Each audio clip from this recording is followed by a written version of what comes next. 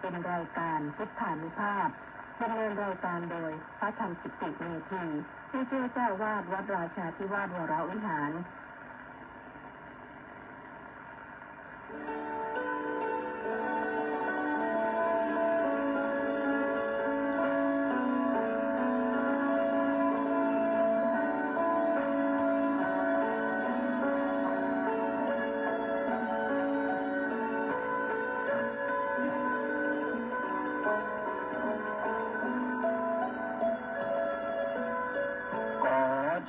ชวนมาฟังธรรมนำชีวิตขัดเกลาจิตบริสุทธิ์ผุดผ่องใสสอนปัญญาบารมีให้จิตใจสุขสดใสเมื่อได้ทำนำชีวาทายการพุทธานุภาพจัดสรรให้คำบรรยายจากคำพีมีคุณค่าไม่ต้องค้นไม่ต้องอ่านให้เมื่อยตาได้เวลาพร้อมเชิญเปิดรับฟังฟังธรรมจบแล้วสงบจิตสักครู่สำรวจดูจิตของตนก่อนทุกครั้งจิตว่างแล้วจัดหลับได้ทรงพลังสุขสมหวังต้วนทุกท่านนิรันดร์เทิน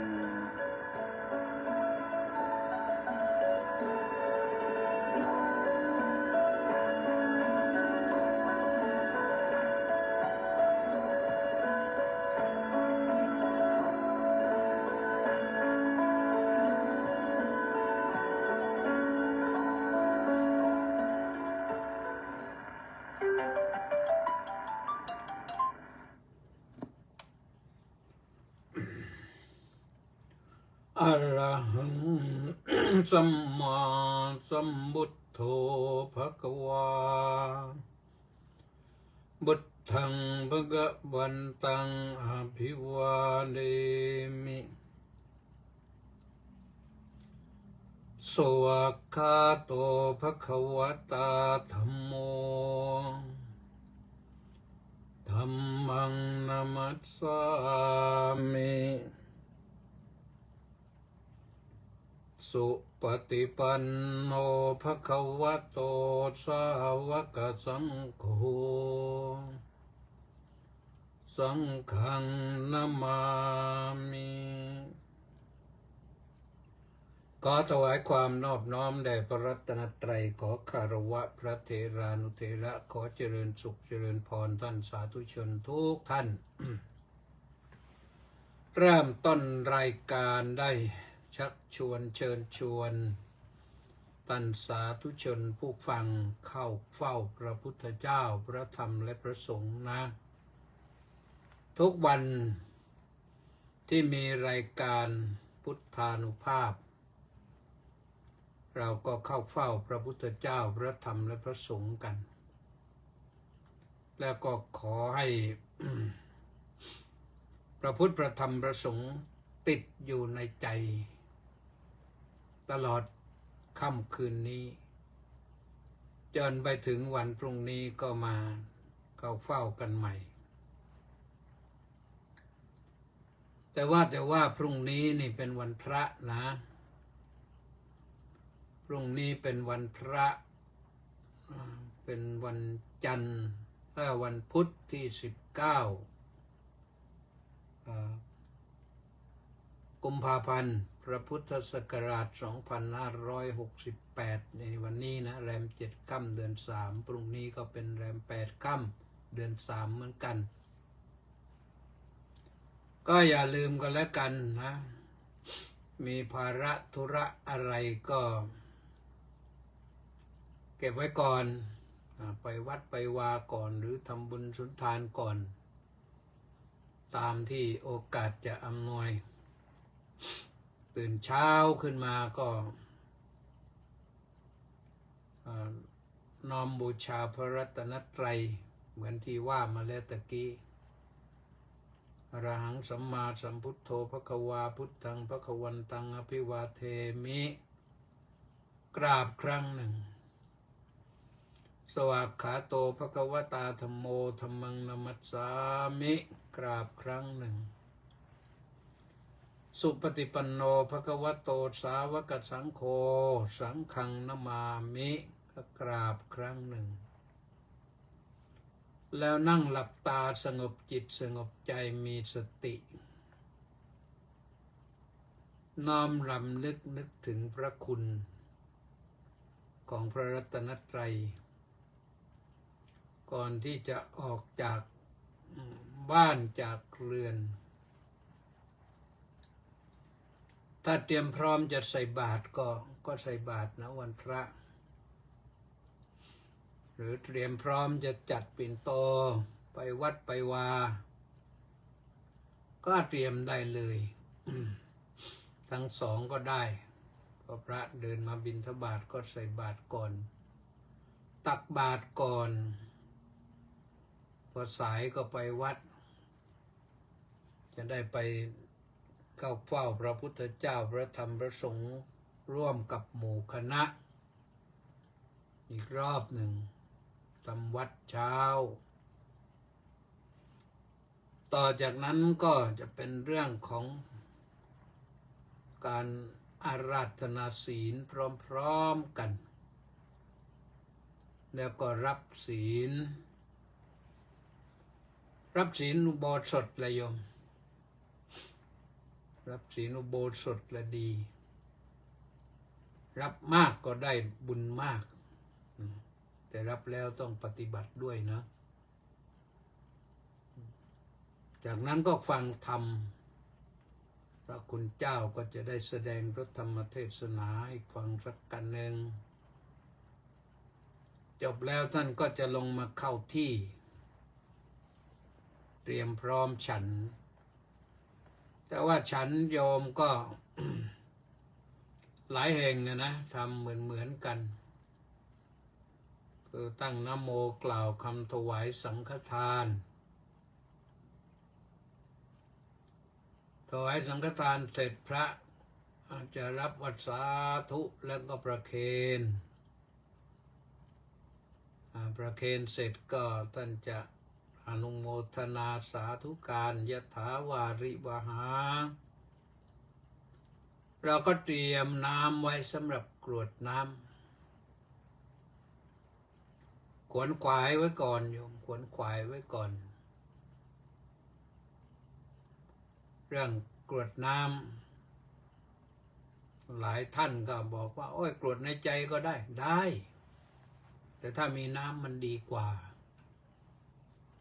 พอเวลาเราดินน้ำปั๊บนี่เราตั้งจิตอธิษฐานจะแบ่งบุญให้ใครก็มันว่าขอให้บุญนี้จงสำเร็จแก่ท่านผู้นั้นทันทีเหมือนน้ำที่หลั่งลงในภาชนะนี้แหละคำว่ายถานั่นท่านก็พระก็ตั้งจิตอธิษฐานนั่นนะว่ายถาวาริวหาปูราปริปูเรนติสาครังห่วงน้ำที่หลั่งไหลมาจากฟากฟ้าทำสมุทรสาครให้เต็มเปี่ยมได้ฉันใดเอวะเมวะอิโตดินนังเปตานังอุปกัปปติขอบุญที่ท่านได้ทำแล้วนี้จงสำเร็จแก่เปตชนญาติโกโหติกาผู้ละโลกนี้ไปแล้วฉันนั้นแล้วก็ว่าอิชิตังปฏิตังตุยหังคิปเมวัสมิจโตท่านปรารถนาอะไรท่านต้องการอะไรสิ่งนั้นจงพลันสำเร็จแก่ท่านเลยทีเดียว สัพเพปุเรนตุสังกปาจันโดปนรสโสยธาขอความดำริอันดีงามของท่านนั้นจงเต็มเปี่ยมเหมือนพระจันทร์ในวันเพ็ญมณิโชติรสโสยธาให้มีอิทธิฤทธิ์เหมือนแก้วมณีโชติรสที่ใครเป็นเจ้าของไว้แล้วนึกอะไรก็ได้นั้นนั่นแหละโยมคำที่พระตรวจว่ายถาวาริมหาเราก็รินน้ำลงให้จบตรงนั้นนะพอรินน้ำเสร็จแล้วอธิษฐานจบแล้วเราก็นั่งประนมมือหลับตาก็ได้นะจิตจะได้ไม่ฟุ้งซ่านหลับตาประนมมือช่วงนี้รับพรท่านบอกว่าสัพเบติโยวิวัชชันตุสัพพโรโกวินัสโตขอสนิทจันไรทั้งหลายจงพินาศไปสัพพโรโกวินัสโตขอโรคภัยทั้งหลายจงพินาศไปมาเตภวัตวันตรายโยสุขีดีคายุโกภวะอันตรายทั้งหลายจงอย่ามีแก่ท่านสุขีดีคายุโกภวะขอท่านจงมีแต่ความสุขความสุขความสุขสุขีดีคายุโกมีอายุยืนนานอภิวาทนาสีลิสานิจจังวุฒาปจายโนจัตตารโอธรรมาวัฏันติอายุวันโนสุขังพลังความสำเร็จเป็นจตุรพิธพรชัยทั้งสี่ประการคืออายุยืนนานผิวพรรณผ่องใสสุขกายสบายใจมีกำลังกายกำลังใจกำลังสติปัญญากำลังทรัพย์พร้อมมูลย่อมมีแก่บุคคลผู้ประพฤติอ่อนน้อมถ่อมตนต่อผู้ใหญ่นะนิจจังวุฒาปจายโนเป็นนิจนะเพราะฉะนั้นทำให้เธอนะถ้านายพรแล้วเราไม่รับพรนะแล้วมันจะได้อะไรนะต้องรับพรนะต้องว่าไปตามนั้นแหละเพราะฉะนั้นก็วันพรุ่งนี้วันพระและอย่าลืมหลังจากนั้นก็อาจจะชวนกันนั่งภาวนาสัก5 นาที10 นาที20 นาทีก็สุดแล้วแต่ใครมีธุระเร่งด่วนก็กลับก่อนได้ใครไม่เร่งด่วนก็นั่งกันก่อนนั่งสงบกายสงบวาจาสงบใจทำบุญแล้วมันบุญตกผลึกเป็นของเราเต็มนั่นก็ปรารภถึงวันพรุ่งนี้นะท่านสาธุชนทั้งหลาย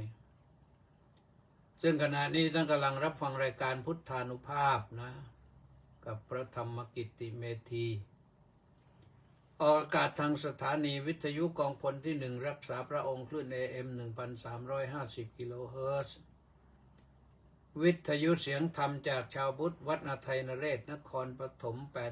88.25 เมกะเฮิรตซ์ FM นะวิทยุพระพุทธศาสนาและสังคมวัดศรีทวีนครศรีธรรมราช FM 103.25 เมกะเฮิรตซ์และวัดสามชุกจังหวัดสุพรรณบุรี FM 100 เมกะเฮิรตซ์วัดหนองไก่จังหวัดเชียงใหม่102และ104.5 FM นะเมกะเฮิรตซ์พร้อมกับเผยแพร่ภาพและเสียงไปทาง Facebook ไลฟ์ที่กิตติเมธีกิตติเมธีเคตัวใหญ่ ITTIMETEE นะนี่ก็ต้องว่าอย่างกันอย่างนั้นนะวันนี้วัดราชาธิวาสวิหารนี่สดชื่นเลย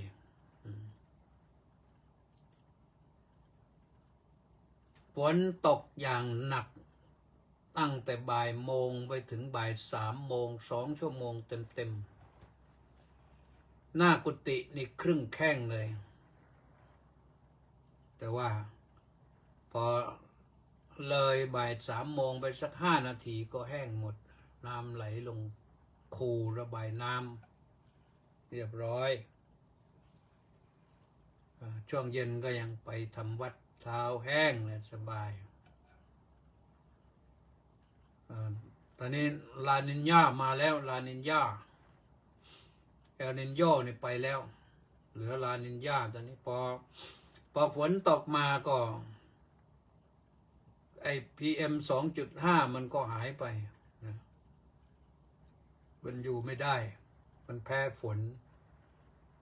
แต่ถ้าร้อนนี่มันสนุกสนานนะเพราะฉะนั้นก็ฝนตกบ่อยๆก็ดีพอฝนตกก็ลมมันก็มาแรงด้วยพาฝุ่น PM 2.5ไปหายไปไม่รู้ไปตกอยู่แถวไหนแล้วตอนนี้นะวันนี้ต้องขออนุโมทนากับเฉลิมและ FC อีก688 คนออนไลน์มาก่อนใครเตรียมพร้อมออกอากาศก็ได้ฟังเลยนะส่วนว่าในจอก็มีเยอะนะลีลาวดีดอกสร้อยมาถึงแล้วนะกราบนมัสการด้วยความเคารพอย่างสูงเจ้าข้าสาธุสาธุสาธุพระครูเมธากรจำเลืองเมืองแคล้วสาธุครับตาเหลือบุญมานสรนี่นิว FC นะนิว FC ชื่อนะอมรรัตน์สมวันมาถึงแล้วสาธุไพศาลรัตนวงศ์กุลกราบนมัสการครับมาถึงแล้วสาธุแสงเดือนพิมพ์สอนก็มาถึงแล้วสาธุวัชรินทร์โอภาโสรามรถวันนี้มาเร็วมาถึงแล้วสาธุมณีแสงจันทร์บอกว่าน้อมกราบนมัสการสาธุสาธุสาธุเจ้าข้ามาไกลอินเดียนนต้าสิทธิมงคลลาดพร้าวก็มาแล้วนมัสการสาธุครับสาธุ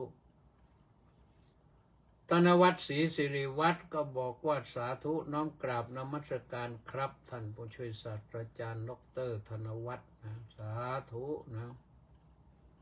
แปะนันทิการก็มาถึงแล้วน้อมกราบนมัสการสาธุสาธุสาธุเจ้าข้าสาธุสุขมวงนี่มาไกล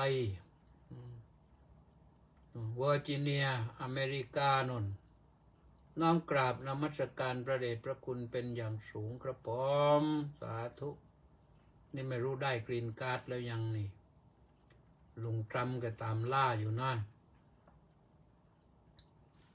กิตติศักดิ์ธีรกิตติสาธุครับแล้วก็สิทันการจันสังสาสาธุนัตตี้แก้วแดงสาธุย้อยจารุชาสาธุทองใสราชโคตบอกว่าน้อมกราบนมัสการหลวงพ่อเจ้าคุณขอรับสาธุสาธุสาธุวันนี้มาเร็วนะทองใสราชโคตนี่บินคิมกราบนมัสการพระเดชพระคุณท่านเจ้าคุณอาจารย์ครับสาธุน้อยสรัญญาสาธุแล้วก็ปิยบุตรวงศรีเผือกคิดว่าอ่านถูกนะวงศรีเผือกนะสาธุสาธุนะแก้วใจพิญญาธนบัตรกราบนมัสการเจ้าค่ะท่านเจ้าคุณอาจารย์สาธุสุพันนีวันดีสาธุแวงเสกหุ่นขอนมัสการท่านเจ้าคุณด้วยความเคารพครับสาธุนี่ขแมบอกแล้วนะ สมศรีลักษณะวิราชน้อมกราบนมัสการสาธุสาธุสาธุเจ้าข้าแล้วก็อันดับหนึ่งมาก่อนใครคือพระครูสุนทรศรีละคุณวัดหัวเกาะรุ่งปากพนังได้นัมเบอร์วันเลยวันนี้นะอนุโมทนาสาธุครับอ่านย้อนหลังนะวันนี้อ่านย้อนหลังเพราะถ้าอ่านไปหน้านี่มันจะอ่านไปยาวเลยใช้เวลาอ่านหมดไม่ได้พูดธรรมะธรรมโมอะไรเลยนะวันนี้จะปรารภเรื่องละโมบโลภมากอยากได้เกินนะละโมบโลภมากอยากได้เกินคือตัวโลภะนั่นแหละนะว่ากันตัวโลภะนะมันก็มาถึงยุคนี้สมัยนี้นี่ก็เป็นห่วงเป็นใยที่จริงน่าจะพูดตั้งนานแล้วแหละแต่เกรงใจอยู่เกรงใจท่านที่อยากได้นะซึ่งเราก็เจอเยอะนะในสื่อโซเชียลมีเดียนี่เจอเยอะเจอที่เขาบอกว่าทำนี้ลงทุนเท่านี้และกำไรเท่านี้เป็นอย่างนั้นก็เชิญชวนมานี่มันเยอะเชิญชวนไม่ไหวเอาโทรมาอาตมาก็รับโทรศัพท์เยอะนะรับไปรับมาบางครั้งบางทีด่ากลับไปก็มีเพราะซ้ำคนเดิมรบกวนตอนแรกๆนี่เขาจะอ้างจากธนาคารแห่งประเทศไทยจากแบงก์ชาติแล้วต่อมาก็ไปธนาคารนั้นบ้างธนาคารนี้บ้างสารพัดธนาคารที่มีอยู่เขาก็อ้างมาจะสำรวจตรวจสอบแล้วก็จะตรวจเช็คเรื่องบัตรเครดิตว่างั้นที่เร็วๆนี่ยังมีอยู่จะตรวจบัตรเครดิตมาจาก2 ธนาคารให้เราก็ไม่เคยใช้บัตรเครดิตทำก็ไม่เป็น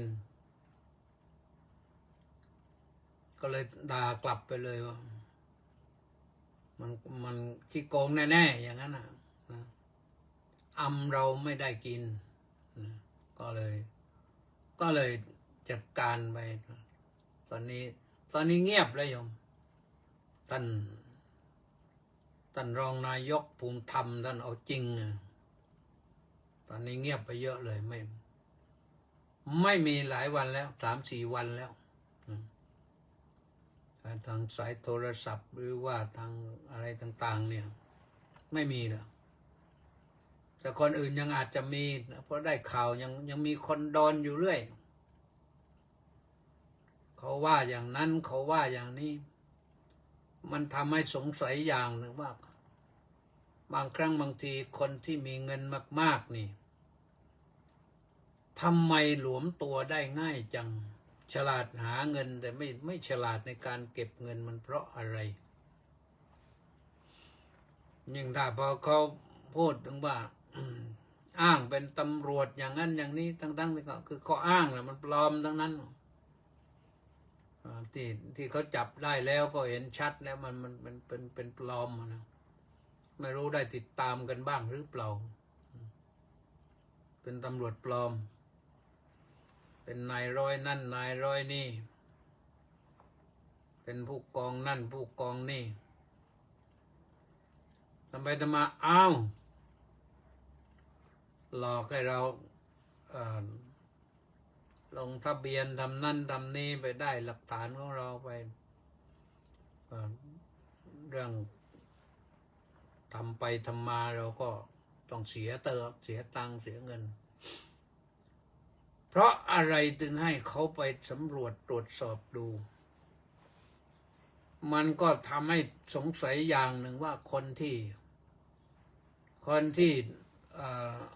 อะไร ตาลีตาเหลือกต้องให้เขาตรวจสอบเนี่ยมันทำให้นึกได้นะถ้าผิดขออภัยนึกไปว่าท่านผู้นั้นได้เงินมาก็ไม่ค่อยบริสุทธิ์นักเหมือนกันมันทำให้เหมือนกับว่าเขาตามจับได้แล้วเขารู้เส้นทางแล้วเราทำผิดพลาดมาอย่างนั้นอย่างนี้ต้องตรวจสอบกันผลสุดท้ายก็พวกโอนเงินพรึบเดียวเรียบเลยเงินเป็นหลายแสนเป็นล้านเป็น5 ล้าน10 ล้าน20 30 ล้านก็มีเคยมีเป็น100 ล้านก็มีถ้าเรา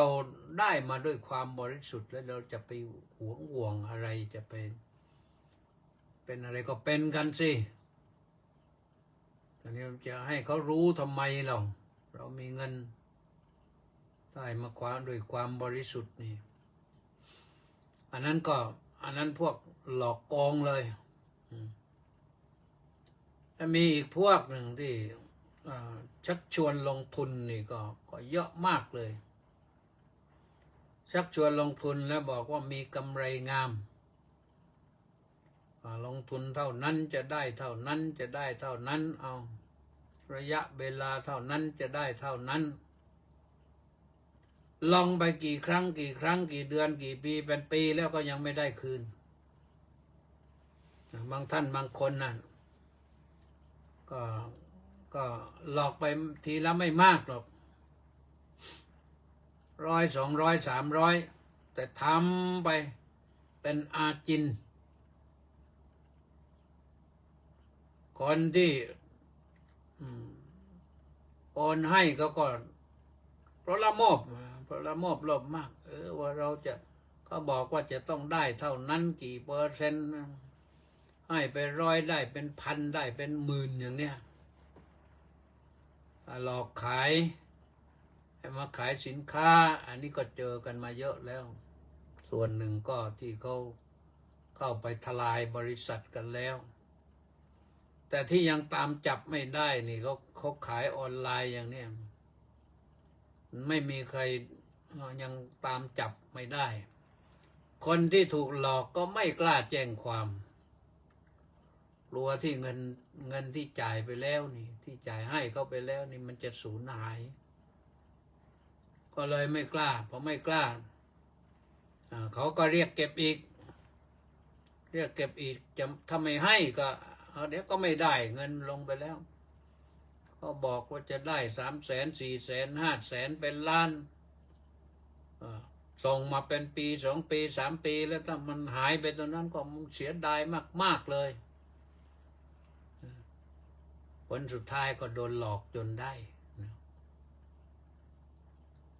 เนี่ยเรื่องความโลภความโลภมันเข้ามาครอบงำจิตใจมองอนาคตสดใสว่าต้องได้เท่านั้นต้องได้เท่านี้ที่ลงไปแล้วอย่างไงมันก็มีกำไรแต่กำไรนั้นเพื่อเอาไปผลาญหมดแล้วคล้ายๆกับว่าเล่นแชร์เหมือนกันนะก็เล่นแชร์กันนะเอาคนนี้ไปให้คนโน้นเอาคนโน้นไปให้คนนั้นเอาคนนั้นไปให้คนอื่นอีกถ้าแชร์มากเท่าไรขามากเท่าไรนะสมาชิกมากเท่าไรก็ว่ากันไปนะแต่ว่าสรุปแล้วก็คือคนใหม่นี่เสียเปรียบแล้วในที่สุดแชร์ล่มแชร์พังเอาหมดเกลี้ยงกันเงินเก็บสะสมมา5 ปี10 ปีหมดเกลี้ยงกับเรื่องพวกนี้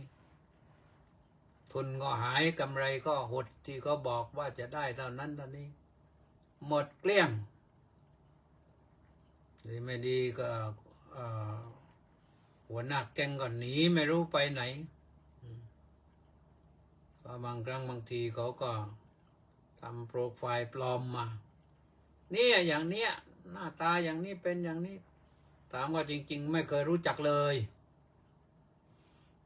แล้วพอไปว่าก็จริงๆเขาไปเอาภาพคนอื่นมาทำนี่มันเสียหายนะ คนโน้นก็เสียหายไปแล้ว อย่าโลภโยมอย่าโลภโลภแล้วจะโดนหลอก ความโลภมากนี่จะทำให้โดนหลอก บางคนไม่โลภมากธรรมดานะเป็นอติโลโภเลยโลภจัดเลย ความโลภจัดนี่ภาษาพระท่านใช้คำว่าอติโลโภโลภจัดโลภเกินพอโลภเกินก็ว่าเท่านั้นตอนนี้ก็จะคิดว่าได้แล้วก็เชื่อแล้วคนพวกนี้ก็คนอื่นบอกไม่เชื่อนะญาติพี่น้องตักเตือนนี่ไม่ยอมรับฟังไม่เชื่อเด็ดขาดเชื่อขาของเขาอย่างเดียวแล้วก็กี่ครั้งก็ไม่เคยได้คืนมาสักครั้งหนึ่งก็ยังเชื่ออยู่นะเพราะคาดหวังว่าจะได้โอ้น่าเป็นห่วงทราบข่าวยังมีอยู่อีกเยอะนะแต่อาจจะแก๊งไม่ใหญ่มากโดยเฉพาะอย่างยิ่งเรื่อง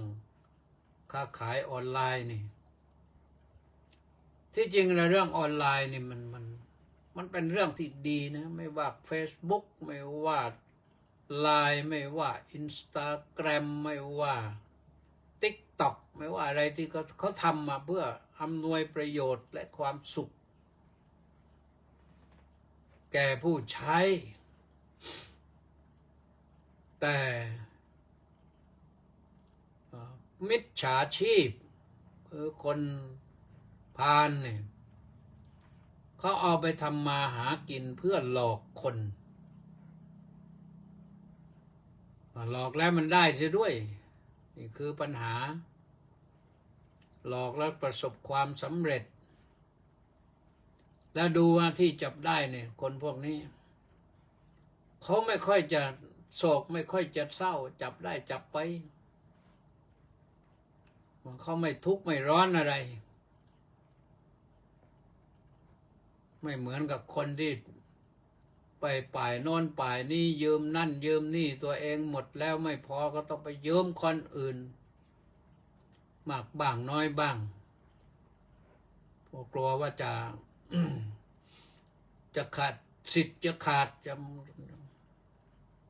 ะไปต้องส่งเขาให้ได้เท่านั้นเท่านี้เล็กน้อยก็ต้องได้นะเพราะฉะนั้นตัวเองไม่มีจะซื้อข้าวสักมื้อหนึ่งบางทีเนี่ยก็ต้องอดไปก่อนเขาไปเสียให้เขาก่อนเก็บสะสมยืมคนนั้นยืมคนนี้ไปน่าสงสารนะน่าสงสารเคยเห็นเคยพบนะแล้วใครอย่าไปบอกว่าอย่าเลยหยุดเสียเถอะไม่ได้เพราะความโลภมันติดอยู่ในใจแล้วนอนมันต้องได้แน่นะครับถ้าเกิดหยุดปั๊บเนี่ยดีไม่ดีก็จะโดนขู่ก็จะยุ่งนะทีนี้หาที่อยู่ลำบากอติรอพอแล้วมันยังมีอีกขั้นหนึ่งโยมอภิชฌาวิสมะโลภความโลภตุ้มต่ำลุ่มดอนจิตใจมันเพ่งเล็งอยู่เนี่ยที่จริงอันนี้ไม่ไปทำนะไม่ไปทำแต่ความโลภมันจิตลุ่มดอนอยู่กันว่าตุ้มต่ำแล้วมันอยากได้นะอย่างนี้มันถูกนอกจากข่มขู่แล้วถูกลบหลู่ดูหมิ่นด้วยบางทีญาติสนิทมิตรสหายตักเตือนก็ไม่ได้ไม่เชื่อพี่น้องเตือนก็ไม่เชื่อ ญาติสนิทมิตรสหายเตือนก็ไม่เชื่อ เพื่อนรักอย่างไรก็พูดอื่นเรื่องได้อย่ามาพูดเรื่องนี้อย่ามาค้านเรื่องนี้ไม่รับฟังค้านเรื่องนี้โอ้น่าเห็นใจเพราะอะไรนะโยมตัวนี้นะที่มันเกิดอันดับแรกก็คือราคะราคะความยินดีความพอใจเนี่ยทีแรกอาจจะไม่ลงกับเขาหรอกแต่มันตังหิดอยู่ในใจก็มันก่อให้เกิดอภิชานั่นแหละความเพ่งเล็งตรงนี้เราต้องเอาด้วยแหละเราต้องเอาด้วยแหละต้องเอาให้ได้แหละในที่สุดก็เอากับเข้าไปพอเอาเข้าไปแล้วนี่มันก็เป็นอะไรงูกินหางไปเรื่อยมันไม่ได้คืนแต่ต้องเอาคืนให้ได้อะไรทำนองนั้นคิดว่ายังไงก็ต้องได้บางครั้งบางทีนี่พวกที่เขามาหลอกนี่อ้างว่าคนนั้นคนนี้เป็นผู้เป็นหัวหน้าแก๊งว่างั้นแหละมียศมีตำแหน่งมันไม่เป็นไรหรอกนะปลอดภัยเขาเป็นคนที่เชื่อได้เชื่อถือได้ชื่อเสียงโด่งดัง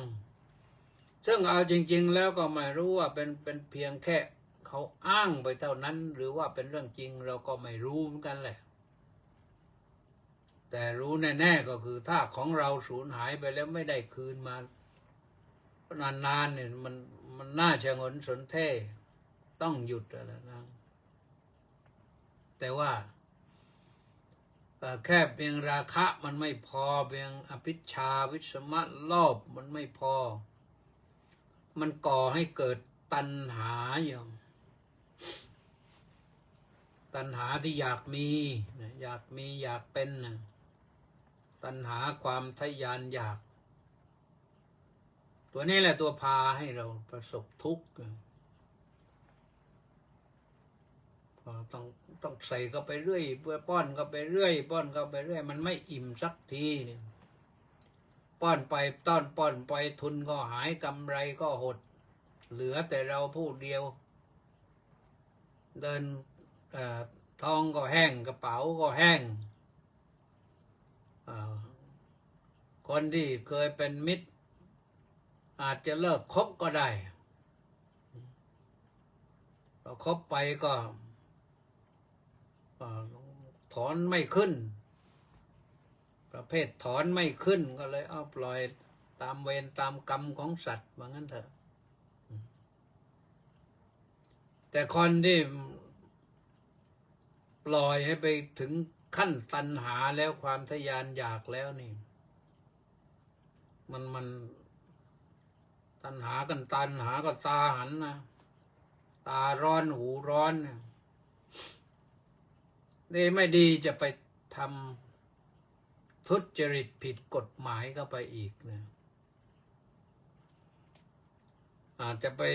ใช้อุบายไปช่อไปฉนคนก็มาเพื่อให้มันได้มาตอบสนองคนที่เขาหลอกเขาโกงมาหรืออาจจะไปหยิบไปลักไปขโมยมาไปข่มขู่ใครมาก็ไม่รู้นะน่ากลัวนะตัณหานี่มันพ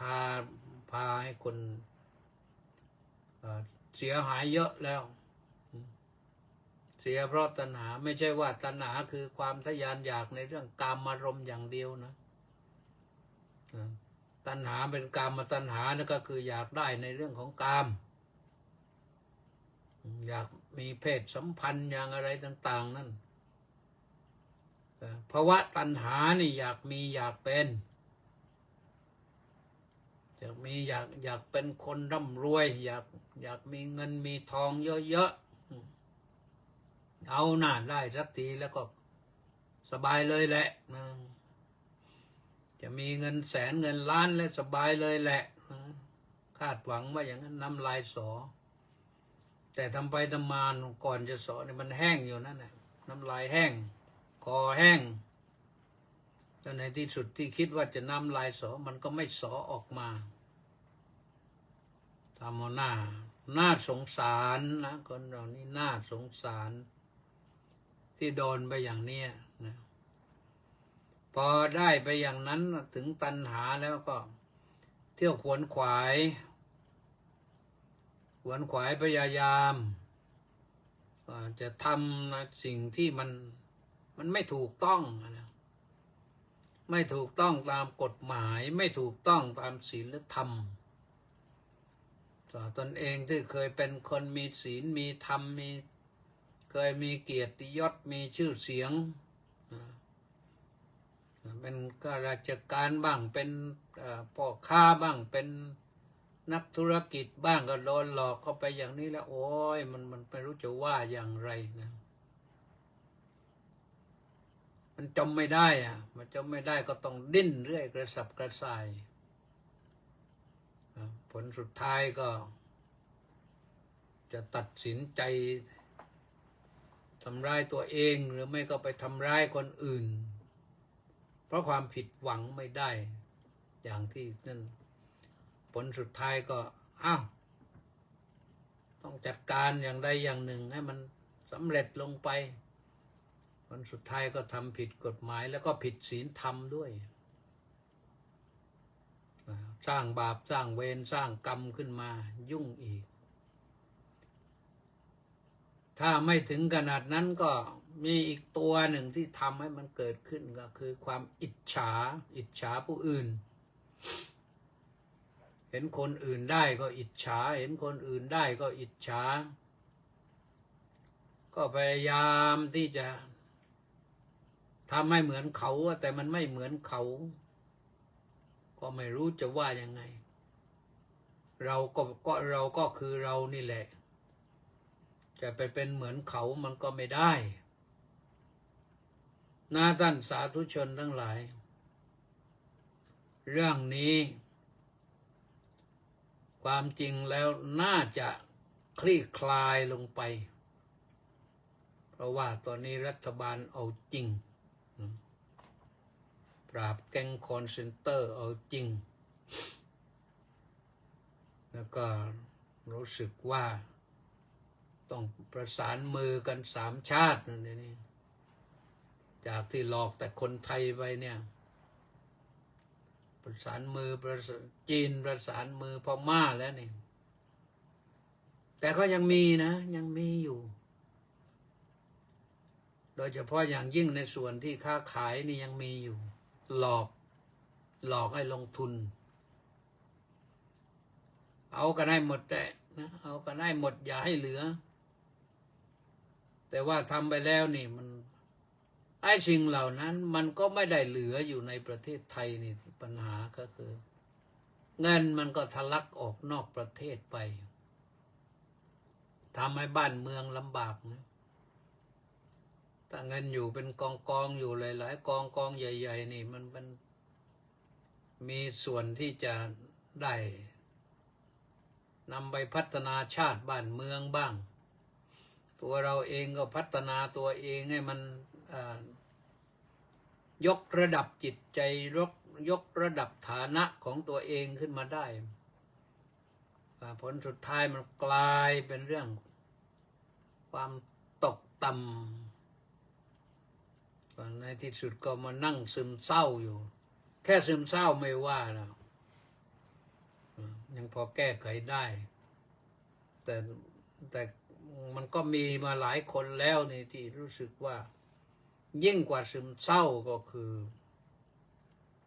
ไปทำร้ายตัวเองเพราะไม่รู้จะแก้ยังไงแล้วเคยเก็บหอมรอมริบมีเงินเป็นนับล้านนับหลายล้านเนี่ยไปทำมากระเป๋าฉีกเงินนั้นก็ไม่ได้ใช้จ่ายเองสักสลึงเดียวอย่างเนี้ย เคยได้ยินนะว่าเราว่าก็เอาไปเหลือเป็นเงินบาทนะ ไม่ใช่เป็นร้อยเป็นบาทนะโอ้โหหรือว่าวันสองวันเนี่ยยังมีอยู่ไม่รู้คุณนายอะไรโดนเข้าไปเนี่ยเสียหายไปหลายแสนคือเขาเนี่ยก็สบายแล้วเขาไปแล้วเขาไม่ได้ทุกข์ร้อนอะไรแต่เราสิเป็นผู้ที่ต้องทุกข์ร้อนนะพอเราทุกข์ร้อนเราก็มาอิจฉาคนอื่นทีนี้อันเนี้ยมันทำให้ชีวิตต้องซึมเศร้าเพราะอิจฉาคนอื่นอิจฉาตาร้อนมันนอนไม่หลับมันมากันหลายอย่างแล้วเราดีไม่ดีไปตัดสินใจผิดจะตัดสินใจผิดก็ไปทำอะไรที่มันเป็นทุจริตกรรมเป็นความชั่วหยาบของตัวเองทีนี้นะล่วงละเมิดศีลล่วงละเมิดศีลก็ล่วงละเมิดกฎหมายบ้านเมืองด้วยเพราะฉะนั้นนะท่านสาธุชนทั้งหลาย อันนี้มันเป็นตัวกิเลสที่ทำให้เราต้องหลงไหลไปนะต้องระมัดระวังใครที่โดนเข้าแล้วก็พยายามทำใจรอว่ารัฐบาลเขาจะเรียกคืนให้ได้เมื่อไหร่ได้สักเท่าไหร่ได้สักกี่เปอร์เซ็นต์มันให้ได้100%นะยากนะเสียไป100อาจจะได้มาสัก20เสียไป100 ล้านอาจจะได้หรือคืนมาสัก20 ล้านอย่างเนี้ยก็ได้มา20 ล้านก็ยังประทังชีวิตได้นะแต่มันจะไม่ถึงขนาดนั้นนะเลยถ้าคนที่เสียไป20 ล้านมาเหลือ2 ล้านเนี่ยโอ้มันใจแป้วเลยถ้าคนเสียไป1 ล้านมันจะเหลือ เหลือเท่าไหร่เหลือ200,000ก็อย่างนี้มันก็หมดกันชีวิตในปัจจุบันนี่อนาคตมันแพงขึ้นนะชีวิตแพงเพราะเงินมันถูกลงเพราะฉะนั้นนะต้องระมัดระวังโยมอย่าเชื่อคนนอกเชื่อคนในบ้างเชื่อญาติเชื่อพี่น้องเชื่อเพื่อนรักบ้างก็อย่าไปหลงอย่างนั้นทำมาหากินโดยสุจริตมีเท่าไหร่ก็เอาเท่านั้นแหละก็อยู่ให้สบายๆนะทรัพย์สินเงินทองมีอยู่ก็อย่าไปให้เขาผลาญเสียมีบ้านก็อย่าเอาไปจำนองมีที่ดินก็อย่าเอาไปจำนองจำนำไปขายไปเพื่อเอาเงินมาทำเรื่องนี้ซึ่งมันมีกันมาแล้วทั้งนั้นนะต้องระมัดระวังอย่าคิดว่ารัฐบาลปราบให้ดีแล้วตอนนี้แล้วมันจะไม่มีนะเขาเอากลับไปจีนเท่าไหร่ก็ไม่รู้แต่ว่าคนเหล่านี้มันอะไรอะมันฝึกไว้ดีแล้วนี่เยอะนะยังมีอีกเยอะนั่นขอฝากเป็นข้อคิดธรรมะโยมให้รู้จักพอเพียงขยันทำมาหากินรู้จักเก็บหอมรอมริบทรัพย์สินที่หามาได้คบคนดีๆอย่าไปคบคนร้ายแล้วก็ใช้จ่ายอย่าให้มันสุรุ่ยสุร่ายอย่าให้ฟุ่มเฟือยแล้วเราก็จะอยู่ได้แหละนะทำใจให้สบายหมดไปแล้วก็หมดไปของใหม่เราสะสมใหม่ได้อยู่นะก็หวังว่าทุกท่านคงจะปลอดภัยแล้วนะส่วนที่เจอก็ไปแล้วก็รอความหวังก็แล้วกันนะวันนี้รายการก็ฝากไว้เพียงเท่านี้นะต่อไปก็จะ จะอ่านรายชื่อพระครูเมธากรจำเลืองเมืองแคล้วนะวันนี้ว่าแล้วตะกี้กระเกียรติเก่งสาธุนะกิมอินบุญแท่นสาธุหนูปานลักษณะวิราชสาธุ